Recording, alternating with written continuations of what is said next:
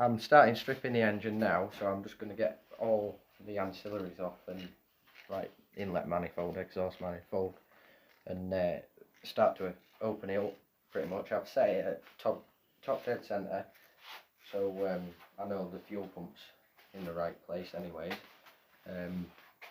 All the markings line up, because that's one thing also. If I don't, or if somebody set the fuel pump slightly differently, say it was a tooth out or something, I'd sooner know now, and then it can be set accordingly when it goes back.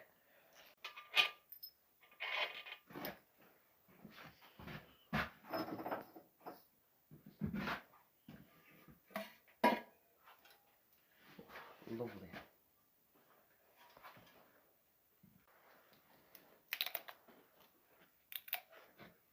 So next thing is to basically get these undone, which I'm gonna heat them up before I even try one, because I've had too much experience of thinking, oh, it's coming and then just snap. So next thing, just a little bit of heat, and hopefully they'll come out nicely, and then I'll get replacement nuts to go back on.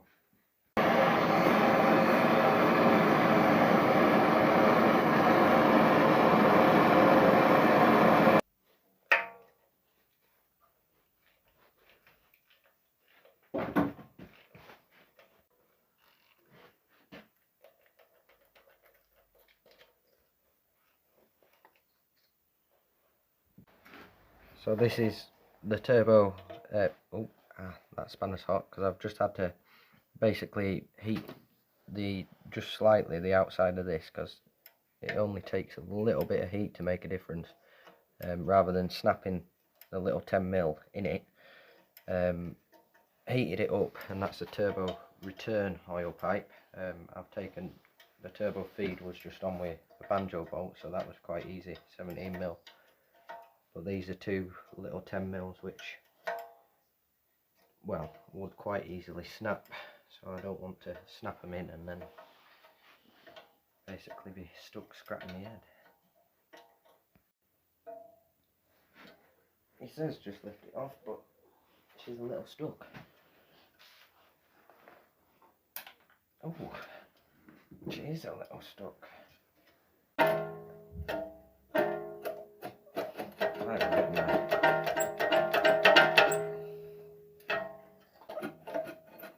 There we go. Oof. Perfect.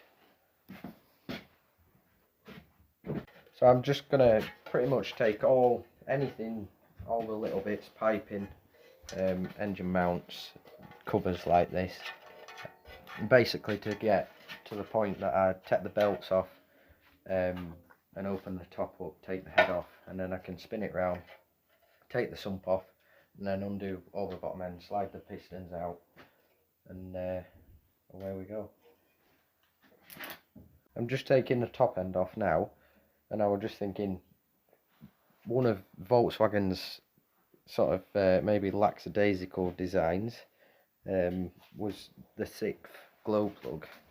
When the injector's in and the fuel rail's on, you can't actually get to it because the back of the engine bay is pretty close here, so you can't get down into it that way.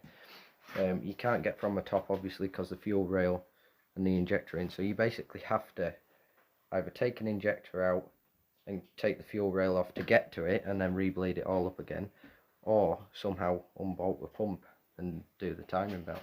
So it's just, but not saying they're a lovely engine. Yeah.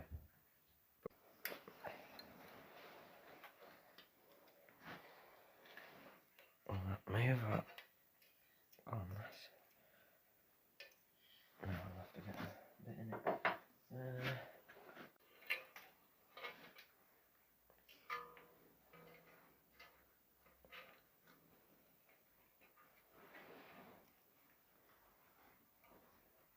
Oh, it's a bit tight.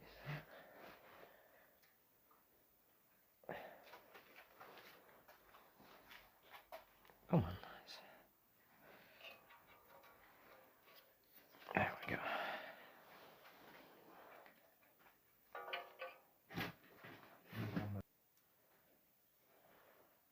leave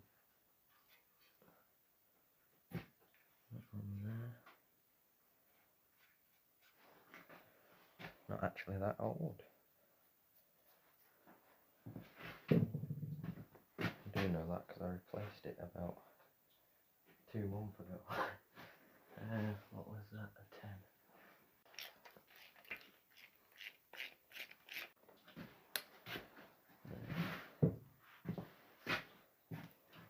The next one is to take the pulley off.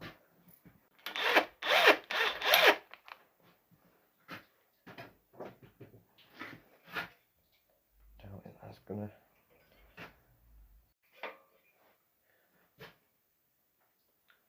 That didn't seem to be on a key, I thought it was. Oh well.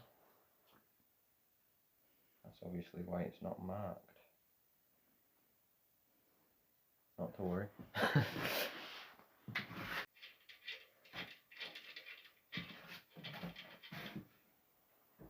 Must just be timed on the back one with the pump.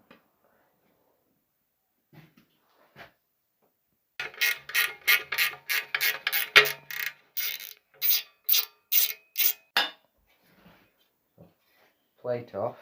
I also undid the water pump at the same time, and there's still water in there.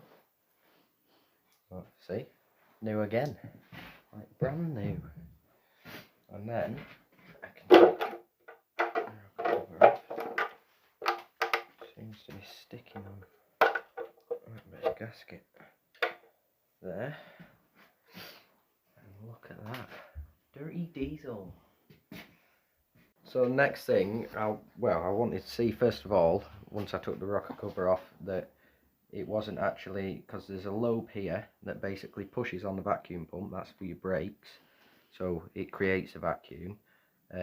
But people, what they've done before is taken the vacuum pump off, well, because this lobe's obviously the whole, it's the wrong side to be pushing on this little pin, but when it has been pushing on the pin and they've undone the vacuum pump, it has actually, I think it's snapped.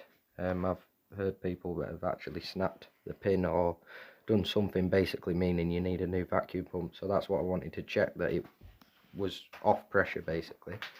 So I can take that out, undo this belt and take the fuel pump off, then take off, basically strip the head to a bare minimum,